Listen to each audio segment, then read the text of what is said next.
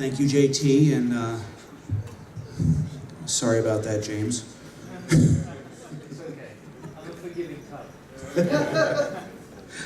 Our next speaker is Vice President and co-founder of Be Secular, a new business specifically modeled to expand and empower the secular movement. She brings with her 5 years of nonprofit development experience and serves on the board of Recovering from Religion and as a development advisor for the Black Atheists of America. Before becoming Vice President of Be Secular, she served as Development Director of American Atheists and Assistant Director of Development for Scholarships at the University of North Carolina. Her Twitter page informs us that she is a proud, atheist, bisexual, black, feminist, left-handed, progressive woman. Please put your hands together for A.J. Johnson.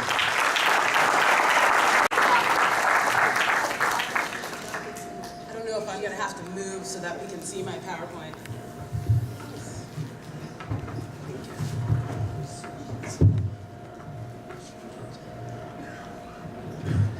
While this is getting set up, I'll just take this time to thank the organizers, Margaret Downey and Brian Fields, and a few other folks that were able to invite me and get me here today. I'm very thankful for the opportunity to address this group.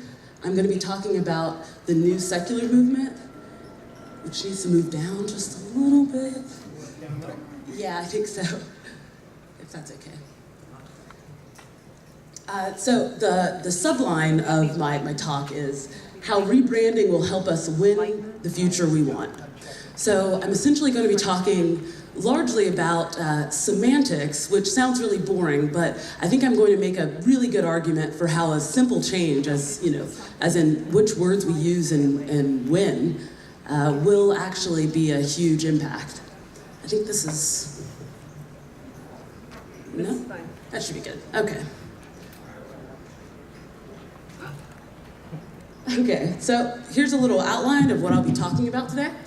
The main idea is, like I said, how rebranding can actually move us closer to the future we want. I'm going to be talking about the social identity theory, which is a model in psychology and social psychology, which says how we identify each other within groups and societies and how that affects those intergroup and intra-group relations. But I'm just going to be doing a glancing brush at that just to explain how we can apply social sciences and reason in that element to the secular movement. I'm also going to be talking about the past of the secular movement and the current secular movement before talking about the new secular movement, and asking you all what you think of as winning. What kind of future would you like to see? So a little bit more about my background. I already gave my thank yous, but I'm from North Carolina in the Bible Belt. I was raised Baptist. I believed it. I was then, indoctrinated in a school setting. I went to a private Christian school for a number of years, then switched into a public school, and that was a big change. Secular education and not having to pray as part of the lesson plan made a big difference. I applied evolution and a lot of other concepts, and long story short, ended up in this room today and identify as an atheist, and as a humanist, and as a skeptic, and so on and so forth. I have 5 years of development experience. I've actually tried to apply that experience to my new business, but I won't get too into that right now. But one of my business partners is out there in the lobby with our table, so if you do like what I have to say about that, we are selling merchandise. So, social identity theory, what is it? It's essentially this idea that we are social species, we are in groups no matter what, and we recognize that about each other. The way that we relate within groups and between each groups is what's called in-groups and out-groups. We have a lot of tendencies around in-groups and out-groups. We tend to think that the in-groups are very different. We have lots of diversity within our own group, I like green, you like red, blah, blah, blah, blah, blah, your hair is curly, my whip, blah, blah, blah, blah, blah. Goes on and on, but the out-groups, they're all the same. Christians are all dumb, so are all Democrats, so on and so forth. The Yankees fans are, all mean and spit on people, and you just go on with all of these out-group comparisons, and essentially it's called out-group homogeneity. So the out-group is all the same, but we're all different. Another important concept about that is that to maintain our positive self-image, we need to believe that our group is good. Our group is even better for our self-image. So positive distinctiveness, that's this idea that our group is better. We do different things to make sure that we feel positively about ourselves, and one of them is to say that the other group is not as good and that our group is the superior group. But sometimes you can't do that. And when you can't do that, you have to use different things. One example is social creativity. So it's the idea that we're going to reshape, either compare on a different attribute. So say, my group of, I'm in the remedial class in 4th grade. Okay, so maybe we're not really good at math, but we're nice. You know what I mean? It's that kind of thing. We're comparing it on a different element, or we're going to take down the other group, like we said, with the outgroup homogeneity. And we could also change the rules of the comparison in other ways. So what I'm actually going to suggest is this social creativity. So some of the bad things about this positive distinctiveness is that it makes us less likely to be able to build allies with people that we perceive as the outgroup. It might feel better to think that all atheists are smart and better and more talented and so on and so forth, but it might not be the thing that brings us closer to our goals. It might be better to consider that other people have lots of diversity too. I mean, I know this sounds very basic, but it's the point is that it's built in. It's not our fault that we're thinking this way. It's the way that our brain works, and understanding that it's a tendency that we have and recognizing it as such means that we can remove ourselves from the blame of it and try to just start applying, these other ideas in a way that helps move us toward our goals, knowing that the Christians are doing the same thing to us. And so are the Jews, and so are the Muslims, and so on and so forth. So we have limited resources, and if we continue to insist on blurring the line between secular and atheist and using them interchangeably, we leave no room for the allies, and I'm going to get more talking into that pretty soon. So we need to use social creativity to restructure the in and out group hierarchies so that we can reach our goals without compromising our principles. So let me tell you about a little anecdote. Pretty soon we're going to talk about what winning is, and I'm going to make an argument that winning is beyond recognition. It's not enough that people know who you are and know who your group is. For example, a few years ago, I studied abroad. I went to Thailand for my study abroad, but along the way, I did a little bit of a tour around Japan. So I was staying in Tokyo at a hostel, and I don't know how many people have been in hostels, but you don't stay, yes, yeah, awesome.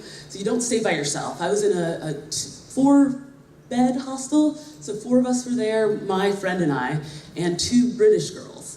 And we were talking, having a good time, just getting to know each other, and I was about to go to bed, and they were gonna go to sleep before I got to bed. I was gonna take a shower. Long story short, I reach into my bag, and I pull out a flashlight. But they think that it's a gun. They actually ducked under, because what they had heard about not only black people, but about Americans, were that we just have tons of guns. So they thought that somehow I'd gotten through TSA, through customs in Britain, and into the hostel with a gun. So kind of embarrassing, but we moved on from it, and we had lots of really good conversations about it. And I think that this example of someone misrepresenting and misperceiving me as a black person and as an American allowed me to see that it's not enough to be recognized for your group. If the perception of your group is negative, you're still going to get a negative reaction even when they know who you are. So, what's winning? What do we actually want? I think it's really important because how can we get to where we want if we don't actually agree on where that place is? So think to yourselves, just while I'm going through the slide talking, what do you think winning is? I'm going to give some of my examples and what I think, but I think this is something that we all have to kind of consider for ourselves. Without incorporating allies, how do we get anywhere?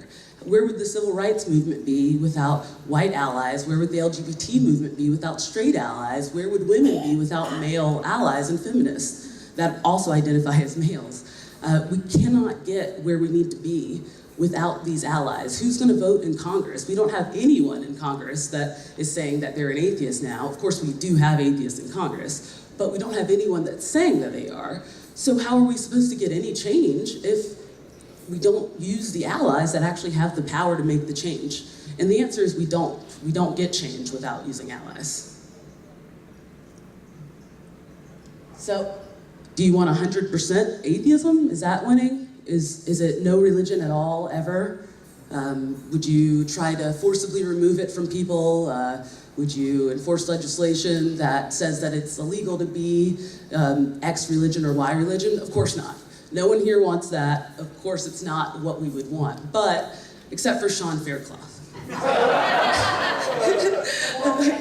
But no, really, it's not as if we have this idea as a reality. So if it's not 100% atheist, then what is it that we want? Is it an atheist caucus? Is it, I mean, exactly what is it that we want? So here's what I'd like to see. I'd like to see the atheist movement respected within the broader context of civil rights, human rights, and within the broader context of the secular movement, including, other organizations like the ACLU or Americans United, organizations that do incorporate religious people and still support secular rights.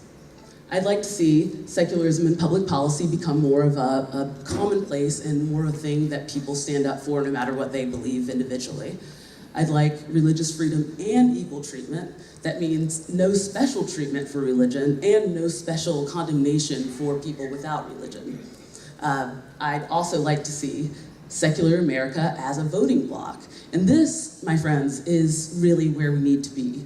This is going to be the thing that makes a difference. If we're not after 100% atheists, if we're not even after necessarily 25% atheists, I'm going to show you how we already have the numbers with a slight semantic twist to be considered a large and influential voting bloc.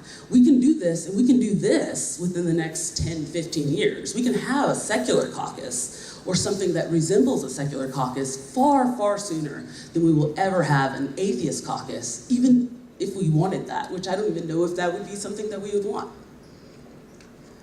So what's the one mistake, and you can probably guess, that fundamentalist Christians and atheists do? They conflate the terms secular and atheist. And this might seem like a trivial thing. It might seem like we're just, kind of using synonyms to kind of bulk up our vocabulary. You don't want to say atheist too many times in this paragraph. Let's say secular instead, that kind of thing. Very innocent and non-assuming. But the problem when you do this is that you crowd out the possibility for allies. So quickly, let me just take a little primer for everyone and go through the difference between these three terms: secular, secularism, and secularization. I'm going to go through these kind of quickly because they're a bit wordy, and I think everyone in here kind of understands them. Secular, the definition, it's of this world in Latin. It describes a philosophy or concept that's without religion. Secularism was actually only coined in the 1900s, in 1846. So it's not as if this concept isn't even as old as our country is, even though we call our country a secular nation. The word secularism is not something that was used for a very long time, even though the concept existed. So secularization is the one thing that I would say we don't want, and is the word that, even though it gets confused with these other words, is the harshest word. It's the enforcement and the enforcement of secularism for people that don't necessarily want it. And here's the common usage. I found this, oops.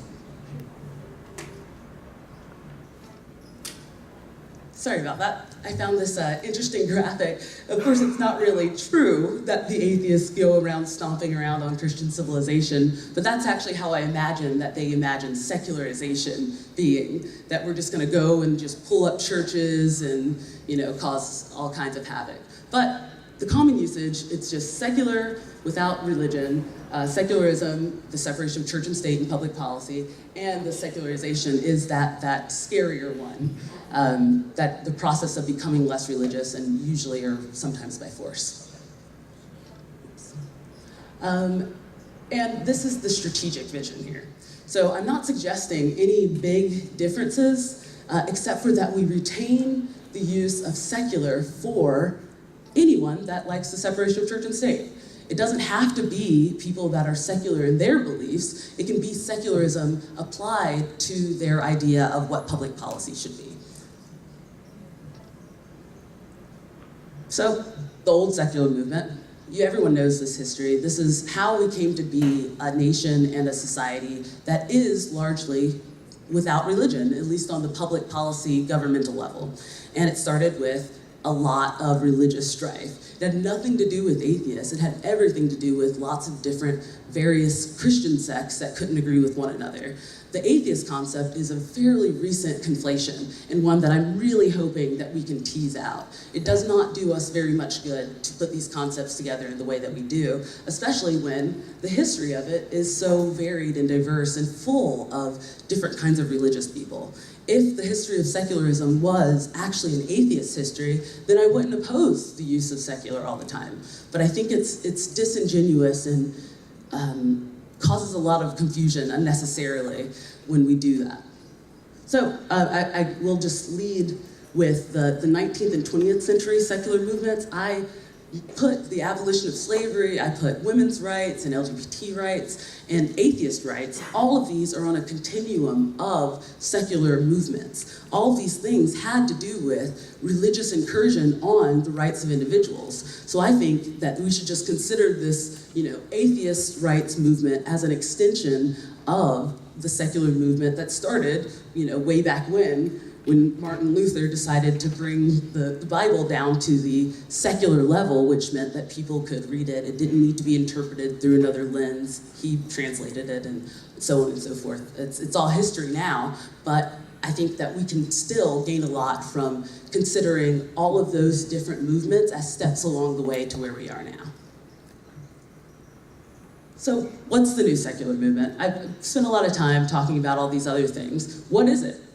It's really just a rebranding ploy. It has nothing to, it's actually not new at all. I've just talked about how old this idea is. I just like the idea of novel, being interesting, and that might get you all to pay attention, and I hope it does, because getting people to pay attention is the first step to making any kind of significant change.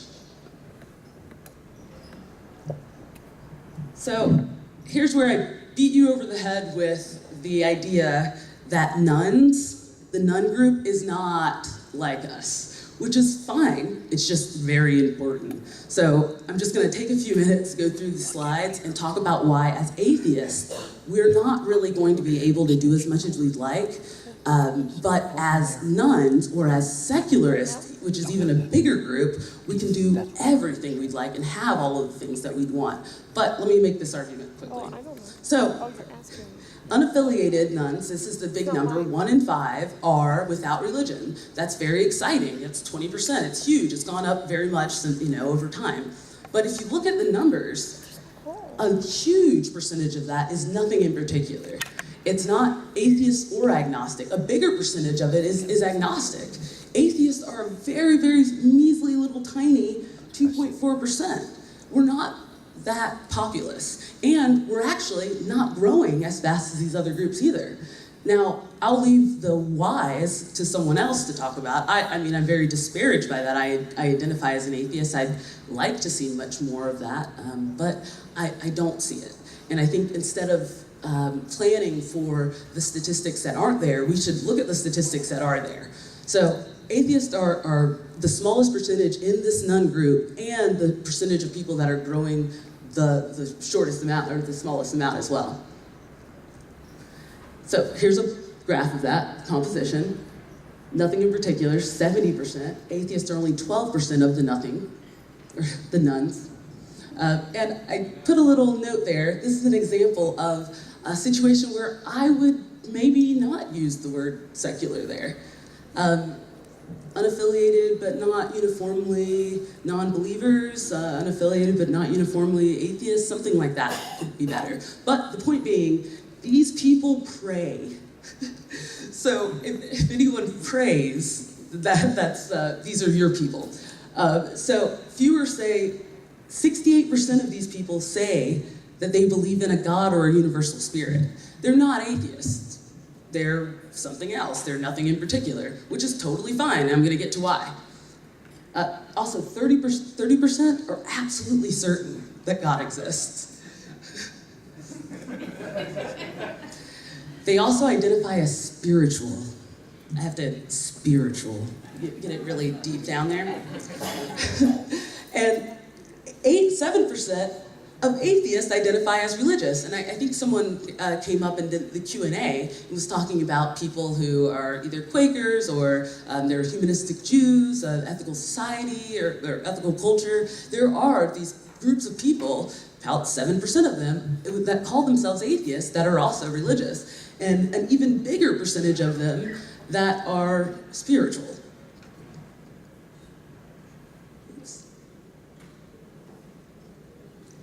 So, a little bit of audience participation here, because I had a lot of fun with those statistics. So, by round of applause, I know we have a lot of believers. Please clap if you've ever in your entire life prayed. Okay, in the last 10 years? 5? Some newbies? Any recent converts? Last 1 year? Someone prayed? No one? Awesome. Welcome. So these people pray once a month or more, by the vast majority of them. I mean, they are actually a completely different, I can't stress that enough. When was the last time anyone in here with a straight face called themselves spiritual and meant it? They're not us. But that's okay. Nuns are a very large and diverse group. They are 1 in 5. That is a fact. Whether or not they're atheists is to be debated. Whether or not we can call them ours is not really to be debated. They're not coloring in the little box beside atheists. They're not coming to these kinds of events. They're probably doing other things that are unatheist. And that's totally fine, because they're probably going to be our allies. They're the most likely lowest hanging fruit to get us to a critical mass of influence, if not a critical mass of non-belief. They make us special. That's kind of that positive distinctiveness coming out. We're even more special than we originally thought. There are even fewer of us, and we're even, So we can spin it that way, and it definitely works. But I don't think that the way that we can spin it is to co-opt them by saying that they are secular or that atheists are secular and mixing up those terms. Now the problem with this, the real problem getting down to it, is kind of what I've alluded to. It semantically negates the possibility for allies. If we take secular and call it atheist and make atheist secular, we're playing into the religious right's hands, because that's what they do. They say anything that's secular is godless, and they mean it in the atheist sense. They don't mean it in the protection of church and the protection of state and religious liberty for everyone. They mean, those secular atheists, that they mean it as the same thing. So we should take those apart and give them a smaller bullseye to hit and make them actually hit it. If they mean to talk about atheists, they should talk about atheists. If we mean to talk about atheists, so should we. It also dishonestly co-opts what is a shared history and a shared moral philosophy. It makes it seem as if only atheists can have secular morality. And if we're going to go about touting the benefits of secular morality, but then saying that if you're not an atheist, or if you're just simply not as religious or if you're not an atheist, or if you are not sure that you're an atheist, then you can't necessarily be secular. You're not part of our club. But really, we need people to be part of our club. It's really a losing battle to start cleaving off huge sections of allies this way. So, the long-term benefits, more allies instantly. I can't tell you the kind of success I've had talking to religious people when I talk about my company, Be Secular. When I say we accept all people, religious or non-religious, as long as they support the separation of church and state and human rights. That's it. People just look at me as if I got two heads, but in a good way. They don't they don't believe that I'm really going to be that accepting, but I think that we really should be that accepting. If they're willing to say that everyone's equal, and they're willing to say that the separation of church and state deserves to be a foundational principle of our society, then I'm willing to, let them into our affiliate program and give them some of our money. We'll talk about that in a minute. Okay, so 3 keys to success for the new secular movement. These are just things that I came up with, broad ideas of what we can gain from this new approach. Being more positive, more inclusive, and more productive. This is a big element too, the productivity of it. Even if the productivity is organizing these kinds of events and organizing something with maybe one person that is from a progressive religion or something like that, or a secular theist of any kind that could also come and speak, or us going to their venues and that kind of thing. This kind of exchange of ideas is required if we're going to bring these people in. We can't just say it. We have to, go and reach out to them and allow them to reach out to us as well. So I'm going to talk about my company now.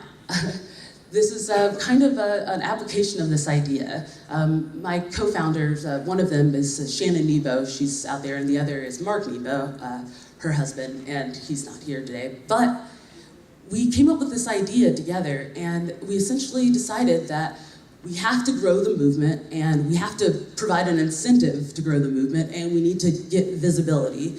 And so I kind of combined my philanthropic background and this desire to expand the movement and said, okay, we can sell merchandise that'll increase visibility, and then with the profit from that merchandise, we can incentivize a network to come together by giving them profit. Nonprofit organizations and artists, they need revenue, and if we start a small business, we can increase their revenue and gather them together under an umbrella of this company, and then they'll start to see each other as an in-group. Ah, awesome. So that was the kind of idea. I called it the charitable purchase, and I really think it's catchy. But in general, it's just, selling merchandise and then gifting and donating the revenue to groups that agree with the separation of church and state and human rights. Another example is a group that I'm involved with called Sunday Assembly. It originally came from London, but it's now started in New York. I think we're going to have the 3rd or 4th one this upcoming month, and the 29th, if anyone is from New York or going back. Essentially, it's this church, atheist church is how it's been billed. We don't really call it atheist church in the group, but it is a nice, easy, 2-word way to convey the idea. It's essentially all the best parts about the church setting, the community, the unity, the singing, but better songs. We sing classic rock, and we're actually going to do some newer stuff, maybe like, anyway, song list later. But yeah, I'm involved with the organizing of this, and I really like it too, because they're very big on not becoming an atheist group. And it borders on being hostile to atheists, but really it's not hostile to atheists. It's an understanding of some of those statistics I just showed you. If we're going to expand the pie, we have to recognize that the rest of the pie exists, and they don't call themselves atheists and might feel excluded by being called atheists or being, lumped in with that group since they explicitly don't want to be. So this is a really cool idea, and we're going to start some other ones around the country. I think LA is starting, San Francisco, I think Boston has a group that they're considering. So it's going to hopefully spread around, and even if it's not called Sunday Assembly, this idea of bringing together that 20% of which only a very small percent is atheists that want community. There's millions of people that lost their community when they lost their faith and didn't necessarily want to have lost their community. And so we're going to try to provide in-reach and networking, job search help, and childcare, and really build up a whole comprehensive network, kind of like a church would be, but without the nonsense. So here are a few common questions and rebuttals that I get before I close it out here, because I guess I want to get out ahead of you. Oh, I'm sorry, the color's a little rough, so I'll read it. Are you saying that I can't use secular to describe a non-religious person? After all, they are without religion or God, and that's secular, right? So I'm not saying that you can't. I'm just saying that it's unclear and unhelpful. I'm saying that it might not be the best way of approaching the situation, and if we care about effective conversations and effective communication, then I'm trying to present a strategy that I think is a bit more effective. You can say whatever you want, part of the First Amendment, freedom of religion, freedom of speech. Go for it, knock yourselves out. I'm just trying to, hopefully start a dialogue where we can get the most out of what we have, which is 20% of people that don't subscribe to a faith, but don't necessarily subscribe to atheism anymore. So, are you saying that there's a problem with the atheist movement? Of course not, I'm an atheist. I'm also secular, and so are many religious people. And if we don't say the secular movement is bigger than the atheist movement, then there's no room for those religious people and no room for the non-atheist nuns, of which there are more than the atheist nuns.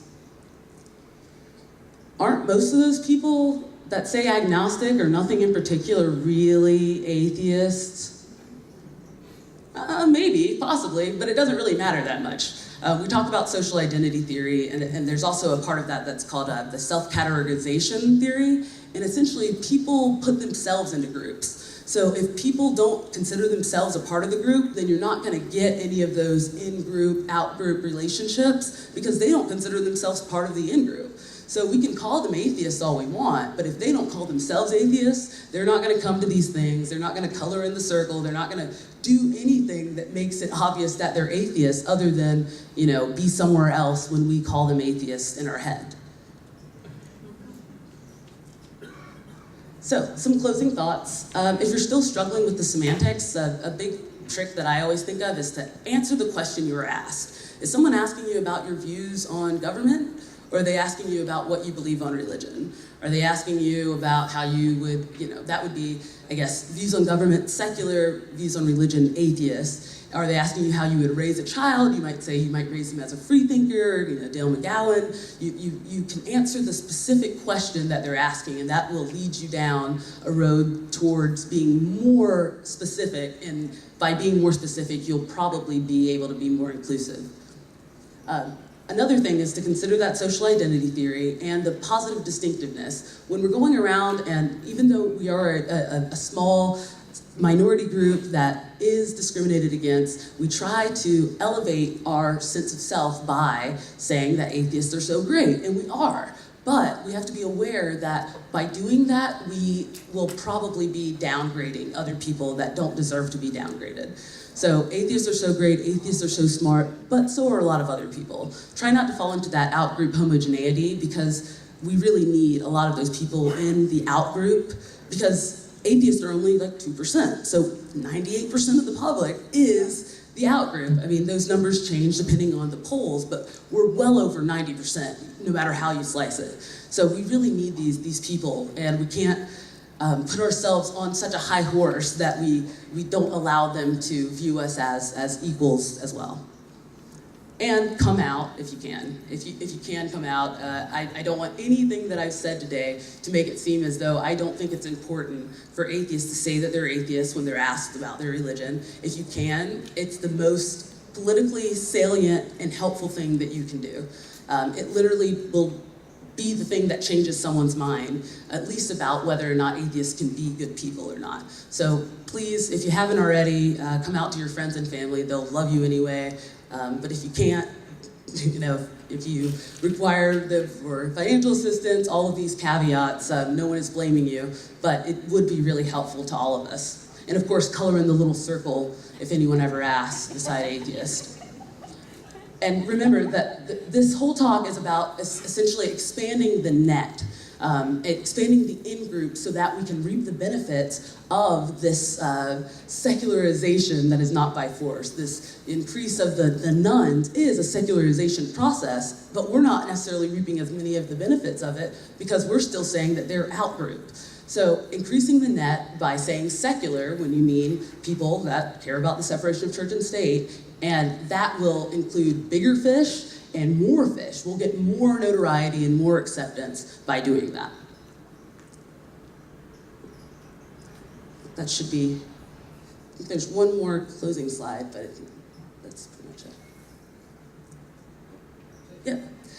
Okay, thank you all.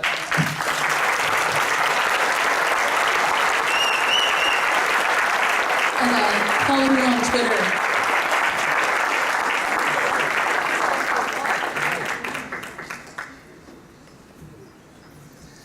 Thank you, AJ. We're going to have a 15-minute break right now, so please avail yourself of the facilities. Go check out the tables in the hallway. Look at all the good merchandise there. But please be back in your seats by 11:15 sharp, because that's when our next speaker goes on. Thank you.